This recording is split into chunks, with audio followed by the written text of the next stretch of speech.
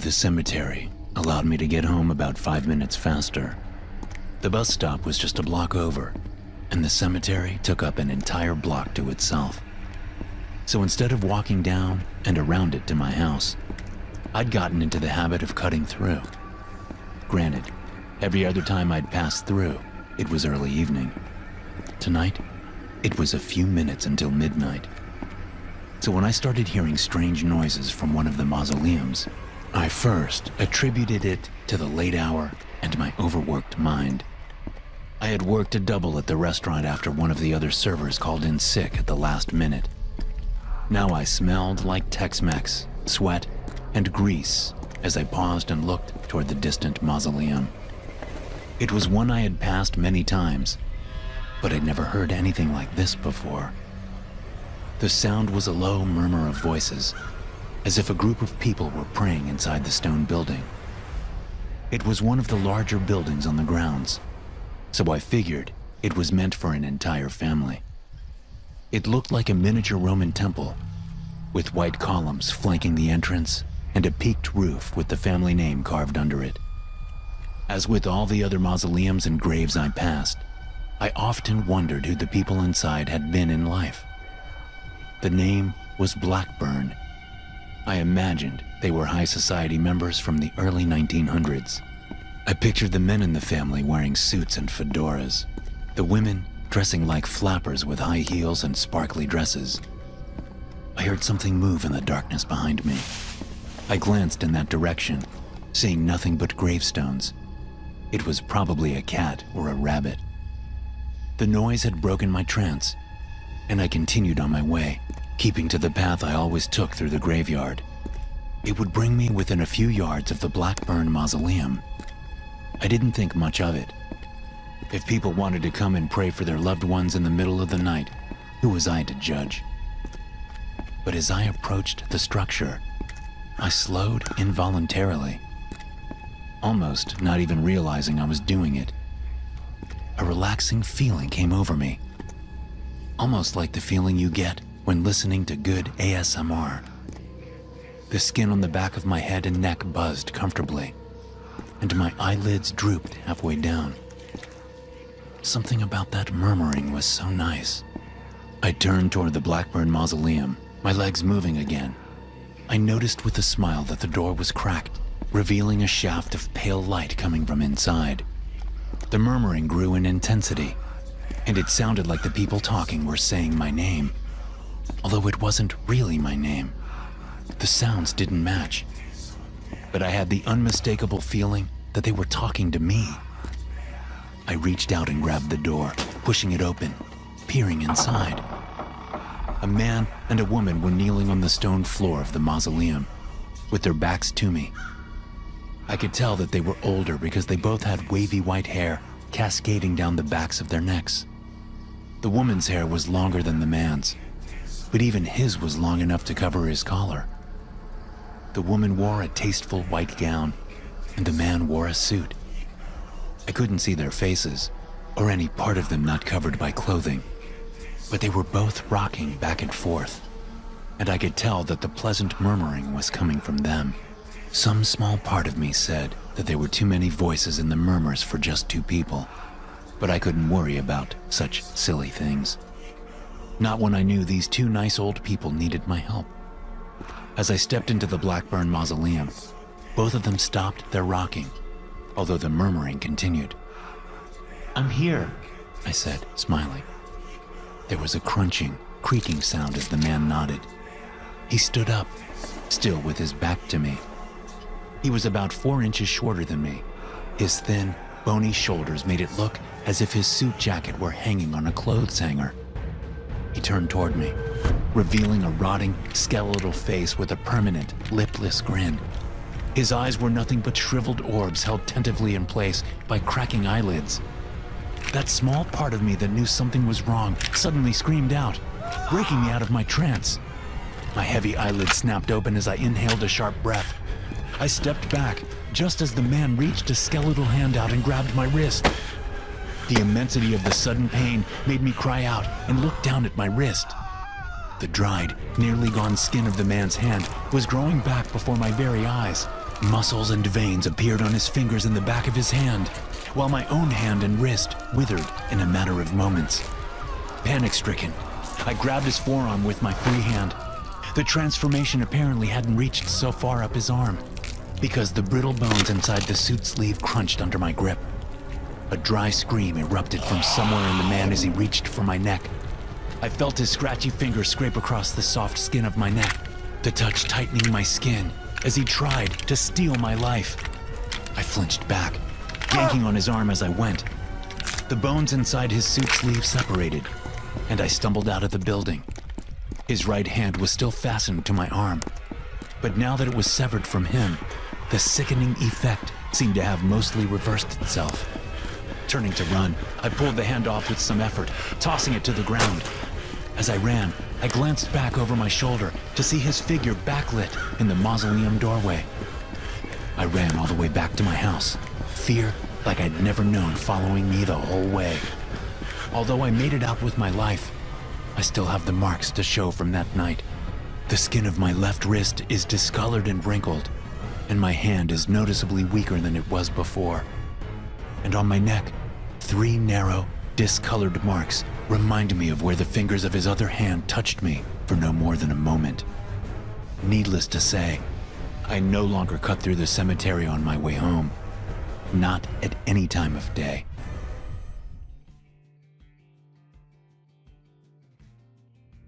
When you're young, death seems almost impossible. You laugh in its face because that's the only thing you know how to do. It's the only way the young can deal with the inevitable truth we all must face. The truth that, one day, will be nothing but a memory. This tendency was what brought me and my friends to the old graveyard on the outskirts of our small Vermont town one crisp fall evening. It was boredom mixed with that indefinable urge to prove to each other that we didn't fear death. It was the sure knowledge that we would find nothing but silent gravestones and scattered leaves on the hallowed ground.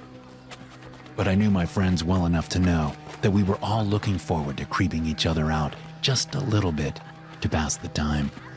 Jason, Samantha, and I got out of the car outside the main entrance to the graveyard. There was an old wooden church there, which was still in use by a dozen or so old-timers who lived outside of town. But as far as I knew, the graveyard was no longer accepting new dead. The old black wrought iron fence surrounding the considerable lot had probably been there for over 100 years. We moved through the archway, joking and giggling like the teenagers we were. Clouds slowly passed the sliver of moon in the sky, providing little light for us to see by. This was in the time before cell phones, so we had no convenient way to light our path. None of us had thought to bring a flashlight. Indeed, it would have spoiled the fun. So we had to wait as our eyes adjusted to the dim surroundings. As we crested a rolling hill among the tilted and fading gravestones, I heard a distant giggle, as if from a child. I turned toward Jason, our resident prankster, and asked, "How did you do that?" He smiled but shook his head. "What?" "That giggle." "I heard it too," Samantha said in a spooky voice. "I don't think it was Jason. It was probably the protectors of the dead." I scrunched my face up. "Protectors of the dead? Is it ghost story time now?" "You haven't heard the stories about this graveyard?" Samantha asked, wide-eyed. "I thought that was the whole reason for coming here." "You're kidding, right?" I asked. "You know what she's talking about, Jason?" My friend nodded. "Oh, sure. You gotta be careful out here. Don't disturb anything. Like this." Jason moved to the nearest gravestone and kicked it with the flat of his foot. The thing tilted slightly, the ground around its base bulging. "Don't do that," Samantha said. "I'm serious. They're real. My grandma told me so." "Just a bunch of old person nonsense," Jason said. "If you believe that stuff, you're..." A dark shape darted toward us before disappearing behind a gravestone. I pointed. "What the hell was that?" "Just a cat or something," Jason said, ever the macho man. "That'd be the biggest cat I've ever seen," I said. "Maybe we should go." Without a word, Jason stalked forward toward the gravestone behind which the dark shape had disappeared. He moved fast, looking behind it. Nothing here. He smiled and sat on top of the gravestone, crossing his arms, looking smug. With his weight on the old stone, it tilted, the grass at its base bulging, much like the other one had. Only this time, it wasn't just the gravestone that was moving the ground. A hand-shaped smudge of darkness burst from the ground and grabbed Jason by the ankle. Although it looked like a constantly shifting formation of black smoke, it was clearly real enough to touch him. Jason shouted and stood up to run, but the hand held fast. Help me! He screamed. Dark, child-sized figures appeared all around us, rushing forward with glowing yellow eyes and hungry mouths with bright white teeth. They converged on Jason, who was now screaming in pain. Some of them grabbed hold of his arms and legs, while others plunged their shimmering dark hands into his chest and his head, as if his skin and bone were no more a barrier than the chilly night air. I moved forward to help my friend, but Samantha grabbed my arm. I looked back at her, and she shook her head, wide, frightened eyes pleading with me. Yanking my arm from her grasp, I moved toward my screaming friend and went to grab one of the strange, childlike creatures. As soon as my fingers touched the smoky skin, a shotgun blast of visions hit me. I experienced the death of every single person buried in that graveyard as if it were my own. I found myself screaming in pain on a Civil War battlefield as a surgeon sawed my leg off just before darkness took me. I was an old woman, alone in my house, when a tremendous pain gripped me by the chest. My breathing suddenly stopped as I fell to the floor, gripped by panic for the final moments of my life. I was shot, stabbed, and trampled by horses. I died on a battlefield somewhere in Europe when poison gas rolled toward the American trench and I couldn't find my gas mask. I took my own life half a dozen times, and I died in my sleep a dozen more. I was riddled with disease and consumed by cancer. And once, as a black man, I was hung from a tree by a mob of white people for some imagined insult. And I could do nothing to stop any of it. Nothing at all. Just as I knew I could do nothing to stop my own eventual demise. The only deaths I did not experience were those of the children buried in the graveyard, because their spirits were otherwise occupied. They were the protectors of the dead. Gasping for air, I found myself on the ground in the graveyard. Samantha was trying to pull me up, to get me away from the furious assault still happening to Jason mere feet away. Scrambling up, I ran away with Samantha, only slowing to vomit along the way. Samantha drove to her grandmother's house, waking the old woman up and telling her what had happened. Take me there at once, the woman said, still in her nightgown. I was there for all this, but I was still reliving all those deaths I had experienced, the swirl of emotions inside overwhelming my adolescent mind. When we returned to the graveyard, Samantha and her grandmother found Jason wandering among the gravestones with a blank look on his face. Jason never was the same after that. The doctors couldn't figure out what had happened, and Samantha's grandmother told us not to tell what we'd seen. She said we'd be social outcasts if we told the truth. So we did as she said. Jason eventually came around after many years. He was able to get a job and support himself, but he always had that blank look in his eyes, and he barely said a word to anyone unless he had to. If I experienced what I did from only touching one of those things, I can't imagine what Jason went through. As for me, I still dream about all those deaths I experienced. But for all the fear and terror and dread, I think it's made me a better man. Because I know there's no stopping death. I've seen what it's like. I felt its icy grip on my heart. But a funny thing happened many years after that night. I realized I was no longer afraid of death. I accepted it. I respected it. And it freed me to live the life that very few people get to live. A life of constant gratitude and awe. A life I know will most likely come to an unpleasant end. And that's okay.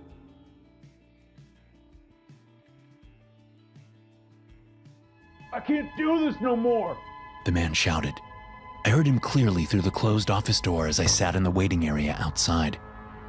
The woman who answered wasn't loud enough for me to hear her words. She spoke in low, soothing tones. I can't. You'll finish out your shift, or I will deny your unemployment. The woman shouted. There was the clatter of a chair, and then the door flew open. A man with flaky skin on his face and arms stormed out, moving past me without a glance. His haunted eyes seemed lost in their own turmoil. He moved down the hall and around the corner, out of my vision. A moment later, a plump and pleasant-looking woman appeared in the office doorway and smiled at me. Sorry about that, Mr. Harris. I'm afraid our current maintenance worker is having a bit of trouble. Please, come in. It's no problem, I said, grabbing the folder with all my personal information in it. I spent the next 2 hours filling out paperwork and letting Mrs. Cooper copy my license and social security card and all the other legally required stuff for employment. By the time we stepped outside, the sun was beyond the western horizon, leaving only dying light to illuminate the sprawling graveyard. Mrs. Cooper radioed the maintenance man I'd seen storming out of the office. She said his name was Barnes. She wanted him to show me around before he left. But after 3 tries to alert him over the radio, she threw her hands up. Maybe he actually left already, she said. If you don't mind me asking, what's wrong with him? Mrs. Cooper flapped a hand. Oh, he says he's been having nightmares about dead people. He's only been working here for 2 years, but for the last few months, he's been struggling. I'm sure you saw his skin. Well, that's new too. Apparently, his doctor says it's stress-related. I guess some people just aren't cut out for this kind of work. I nodded, feeling sorry for the guy. But you've been in this business for a while now, right? Mrs. Cooper asked. 4 years? I nodded. That's right. Good. So if I leave you to look around, you shouldn't have too much trouble getting the lay of the land, right? I have some paperwork I need to do before I call it a day. I think I'll manage, I said. Great. Mrs. Cooper produced a key ring from her pocket and handed it to me. If you walk that way, you'll see the maintenance building just over that hill. You can get in the truck and drive around if you like.